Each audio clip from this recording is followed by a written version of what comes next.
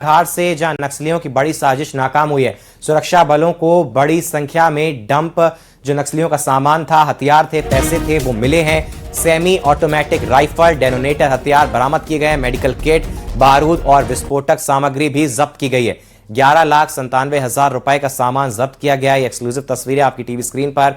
बालाघाट से बड़ी खबर, जहां नक्सलियों की बड़ी साजिश नाकाम हुई है। सुरक्षा बलों को नक्सलियों का डंप जो है वो मिला है। नक्सलियों ने हथियार और पैसे छिपा कर रखे थे।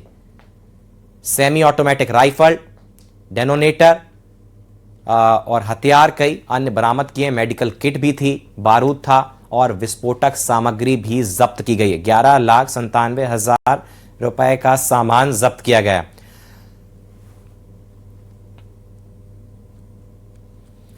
और एसोसिएट एडिटर सुधीर दीक्षित जी हमारे साथ जुड़ गए हैं। सुधीर जी, ये बड़ी सफलता पुलिस जवानों को और सुरक्षा बलों को, क्योंकि इतना 11,97,000 का सामान छिपा कर रखा था। इसमें सेमी ऑटोमेटिक राइफल, डेटोनेटर से लेकर तमाम हथियार थे और किसी बड़ी साजिश का ये प्लान कर रहे थे जो कि नाकाम हो गई।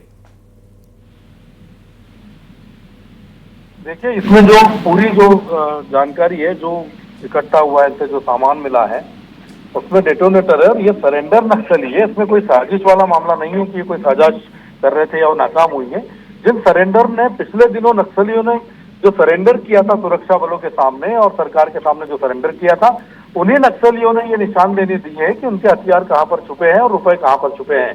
तो उसी कड़ी में उनकी निशानदेही पर सुरक्षा बलों ने 11,57,000 रुपए जो है वो नगद बरामद किए। इसके अलावा अलग अलग जगह पर जमीन में कुछ हथियार भी छुपा कर रखे गए थे, जिसमें semi automatic rifle, grenade launcher, कारतूस और डिटोनेटर, जो कि जमीन में ब्लास्ट करने के काम आता है या जिसके जरिए वायरिंग के जरिए ये सुरक्षा बलों पर अटैक करते थे, उस तरह के हथियार जो है वो बरामद हुए हैं।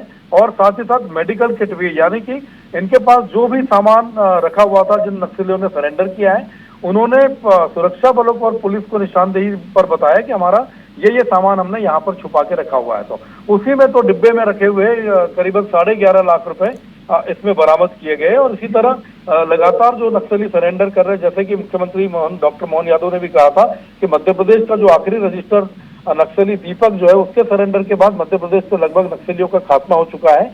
तो जो सरेंडर किए हुए नक्सली है वो लगातार पुलिस और सुरक्षा बलों को ये जानकारी देते जा रहे हैं कि उनके पास किस किस तरह के हथियार हैं, किस किस तरह के संसाधन थे और कैसे उनका मॉडस ऑपरेंडी होता था। तो आप उम्मीद कर सकते हैं कि आगे भविष्य में भी इस तरह के नए नए खुलासे या नई नई जानकारियां सुरक्षा बलों को मिलती रहेंगी और नक्सली जो सरेंडर कर चुके हैं वो ऐसे खुलासे करते रहेंगे। जी।